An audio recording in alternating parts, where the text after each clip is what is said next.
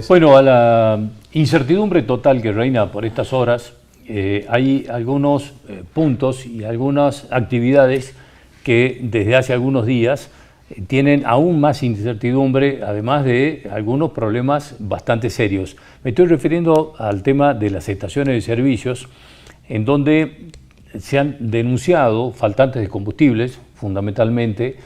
Se está alertando sobre un desfinanciamiento del sector preocupante, porque esto va a impactar indudablemente en la mano de obra, pero desde los sectores oficiales hablan de una especulación, de que se está guardando el combustible para poder, digamos, buscar un aumento de precios en esta etapa en donde el ministro candidato ha puesto una tapa sobre una olla en ebullición, tratando de llegar a las elecciones sin mayores aumentos. Y estos congelamientos están ahí adentro de esa olla hirviendo y que en algún momento tenemos que saber si va a saltar y hasta dónde va a saltar esta tapa. Por eso hemos invitado hoy a Alejandro Martorell, que es del sector de las estaciones de servicio, es empresario, propietario de una estación de servicio en Salta y que están atravesando esta situación bastante difícil. Alejandro, gracias por estar aquí, por aceptar esta invitación. Por la invitación. Bueno, ¿qué está pasando con esto de la falta de combustible? Bueno, mira, hace muchos años que esta historia se repite, o sea que tropezamos con la misma piedra. La realidad es que hay dos palabras que se pronuncian distinto, se escriben distinto, pero significan lo mismo, que son congelamiento y desabastecimiento. Todos sabemos que atrás del congelamiento inmediatamente viene el desabastecimiento. En el sector, las importaciones de naftas son del orden del 12%, del gasoil entre el 18% y el 20%. Hay un precio internacional del crudo, que además ahora se disparó con este conflicto de Israel. Y nadie puede pretender que las petroleras importen a un barril más caro y procesen acá ese petróleo y lo vendan más barato. Entonces a eso se suma que no está fácil pagar las importaciones porque no tienen las CIRAs o porque tienen que pagar a 90 días o a 180 días. Está todo complicado el tema de importar, ya lo sabemos. Entonces, hay un faltante de combustible. Por otro lado, tenemos dos mercados. Tenemos un mercado, que es el mercado minorista, que abastecemos desde las estaciones de servicio, y hay un mercado mayorista, que es el que abastece al campo, a la minería, a la industria, etcétera, etcétera. Ese no está congelado, el que está congelado es el minorista. Entonces, bueno, ¿en cuál venderías si en uno tenés precio y en el otro no tenés precio? Esa es la realidad. Entonces, a las estaciones de servicio tenemos un recorte de cupo. Yo quiero aclarar el tema de la especulación. El tema de la especulación es físicamente imposible. Sencillamente porque no hay a dónde acumular ese combustible para especular. Si las estaciones de servicio tuvieran tanques en el que pudieran acumular el doble de lo que venden en un mes, podrían hacerlo, pero no tienen. Normalmente los tanques de una estación de servicio alcanzan para 10 días de venta, una semana, 10 días de venta, entonces no se puede acumular y nadie haría el negocio de no vender un mes para guardar el combustible que le alcanza para una semana o 10 días. Entonces la especulación hay que descartarla. Ahora, el problema, ¿dónde está? ¿El desabastecimiento se produce dónde? Porque, digamos, aquí están los que proveen a las estaciones de servicio. Supongamos el caso de YPF, casi todas las estaciones de servicio que hay de YPF son de propio YPF, ¿no? Tengo entendido. No. Hay algunas que son de YPF, que son las OPESA, y hay otras que son de terceros que operan las estaciones YPF. Lo que sucede es que hay dos formas de vender el combustible. En el caso de las estaciones de servicio de esa bandera, venden en consignación. O sea, la petrolera les provee, les fija los precios, absolutamente todo, y ellos tienen una comisión por vender ese combustible.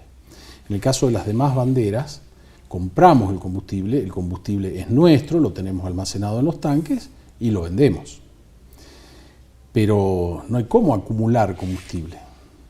Nadie tiene instalaciones para acumular y especular con el combustible.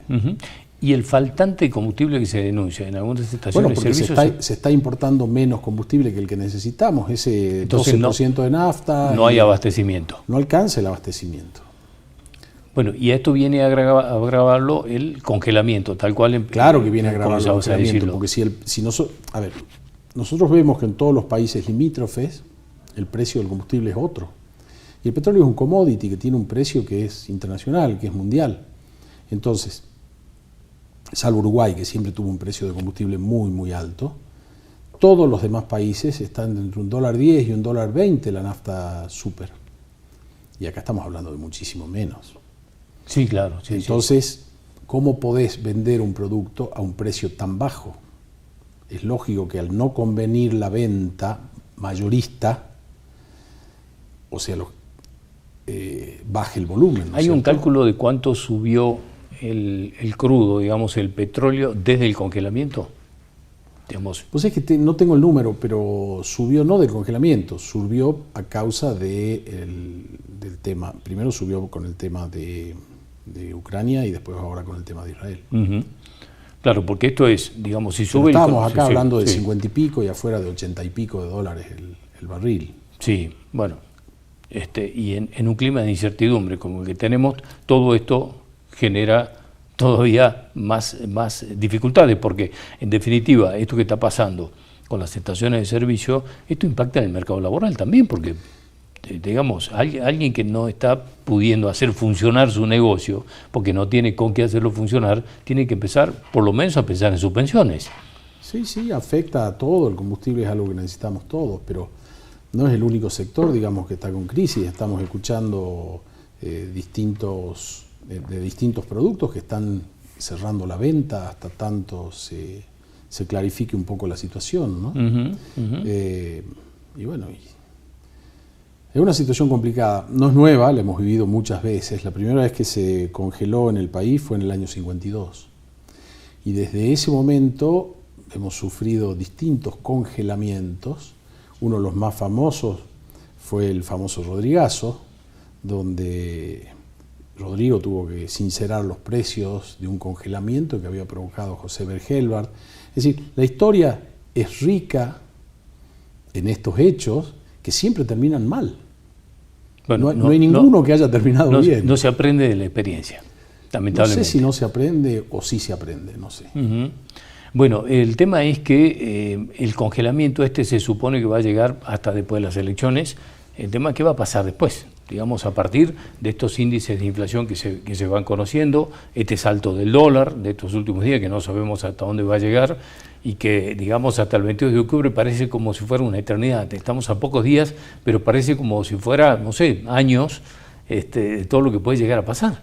Es una eternidad y bueno, y lamentablemente es una especie de sálvese quien pueda, de tratar de llegar vivos ahí con las empresas funcionando, ¿no? Pero...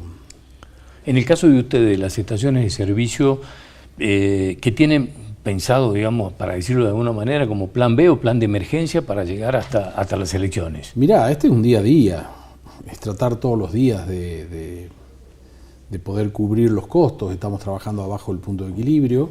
De hecho, sabemos que hay 2 estaciones en San Salvador de Jujuy que ya cerraron. Yo no sé muy bien cómo será la situación del resto de las estaciones de la provincia, pero supongo que debe haber algunas que están bastante complicadas para pagar sus sueldos y todos los... Sobre todo hay que tener en cuenta una cosa, ¿no?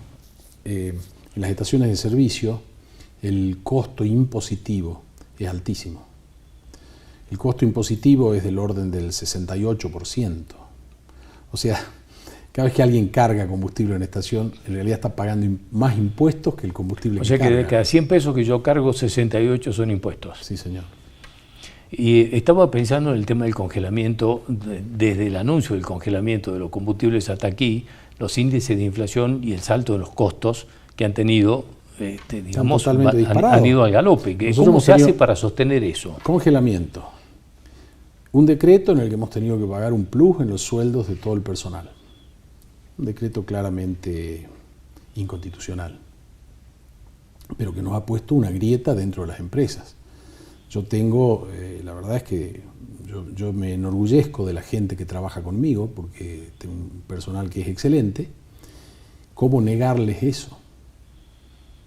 Pero bueno, con el techo fijo y con el piso que sube, hay que hacer malabarismos al medio. Sí, claro. Sí. Es un ascensor que sube rápido. Que sube muy rápido, ¿no? Y el techo está muy cerca. Alejandro, gracias por venir como siempre y ilustrarnos y poner un poco de luz en este panorama tan oscuro. Bueno, es la idea, tratar de que se vea con claridad cuál es el problema, ¿no? Si he sido claro, no lo sé, pero espero haberlo sido. Un gran aporte, realmente. Gracias por venir. Gracias. Hasta cualquier momento. En los próximos bloques hablamos del tema de los alquileres. Otro punto crítico en la Argentina, con una ley que en principio va a seguir sin solucionar nada, y estamos hablando de los servicios públicos que también están, digamos, en una suerte de limbo muy peligroso, porque a partir del salto del dólar y de lo que parece que van a ser los índices de inflación por venir, suponemos que la luz, el gas, el agua, que impactan directamente y cotidianamente en los bolsillos de todos, va a tener aumentos necesarios. Ya volvemos.